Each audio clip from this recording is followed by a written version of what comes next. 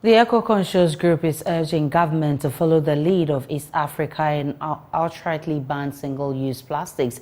Ghana is currently negotiating for a sustainable production of plastics as countries all over the world enter negotiations to formulate an internationally binding law aimed at tackling plastic pollution. Ghana continues to grapple with what experts describe as plastic menace, as an estimated 86% of the country's waste plastic load is improperly disposed of, resulting in plastics clogging up stormwater drains, rivers and streams, and ending up in the oceans. Aside its contribution to perennial flooding, plastic waste also affects marine life and poses danger to the global fight in tackling climate change. Opening the session in Nairobi, Kenya's President William Ruto says the plastic menace is an existential threat to human life.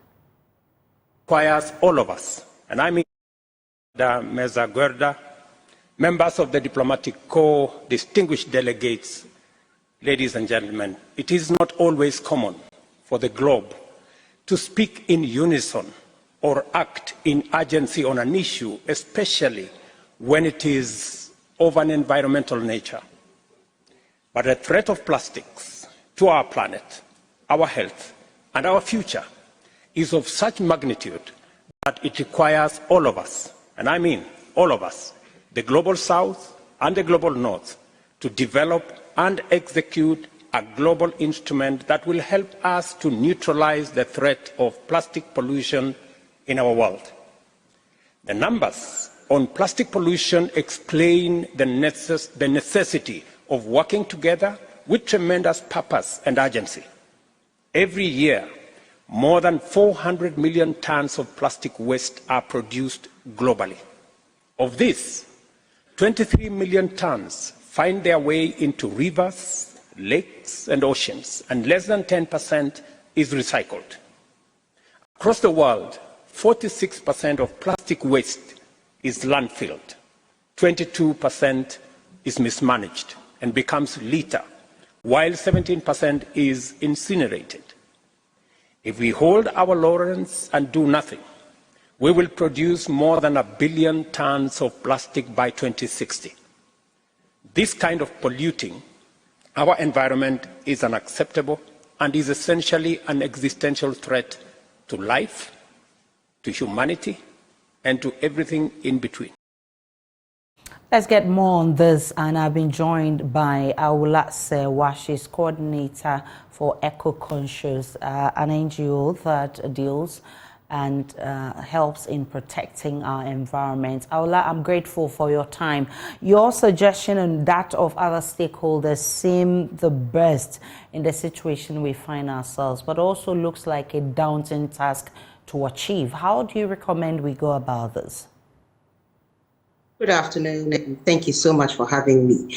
What we are asking to be done is nothing extraordinary. In fact, much of East Africa has already banned single-use plastics. So it's not anything that is so difficult or unsurmountable. It can easily be done. Let's take plastic bags, for instance. What did we do 20, 30 years ago when we went to the shops? We'll take either a basket or something with us to put our supplies in.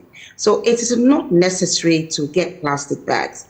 And now the menace is so much that we sort of use it for everything, including kenkey. These days, when you go to buy kenkey, the kenkey has been wrapped in cling film or whatever you want to call it. The same with banku. And it is dangerous to our health. So what we are saying is that it's not a difficult step to take. All the government needs to do is to ban single-use plastics. It's very, very simple. Much of East Africa has done it, and parts of Asia, and it's not a difficult step to take. What's the role of your NGO and others in the environment who are fighting to help us protect the environment? Well, our role is to fight towards a clean, green, healthy, and serene environment. So we are fighting for different aspects. We are fighting to protect our green spaces, which are constantly under siege, whether it's our forest reserves or whatever. Atiwa Forest Reserve, lately Kakum Park, had it not been for activism, it would be subject to mining. So when it comes to plastics, we are saying that it constitutes a danger to health and to the environment. It is helping flooding. We know that a lot of our drains are choked with plastics. So what we are saying is that it's not a difficult thing to do. Just get on with it, ban single-use plastic, and then let people, support home industry. We weave a lot of baskets. We can continue weaving them and supporting them.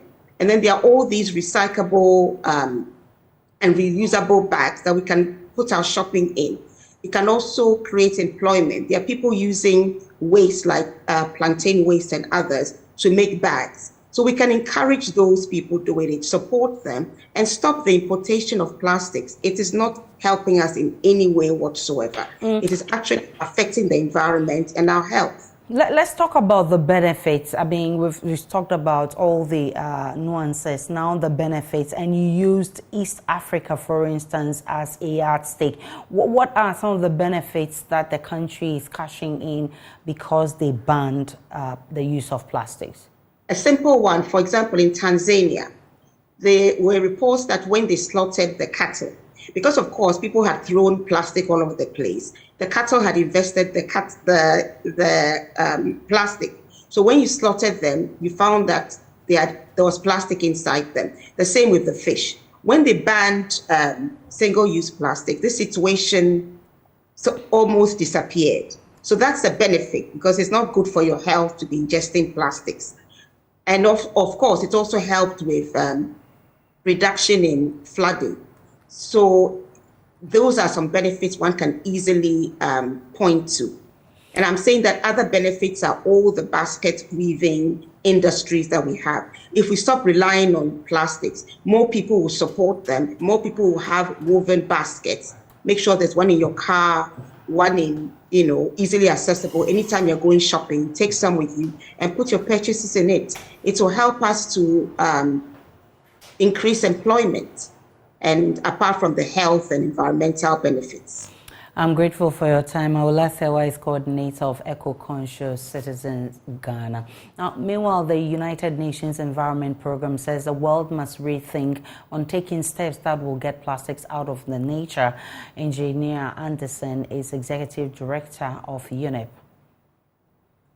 It's absolutely critical.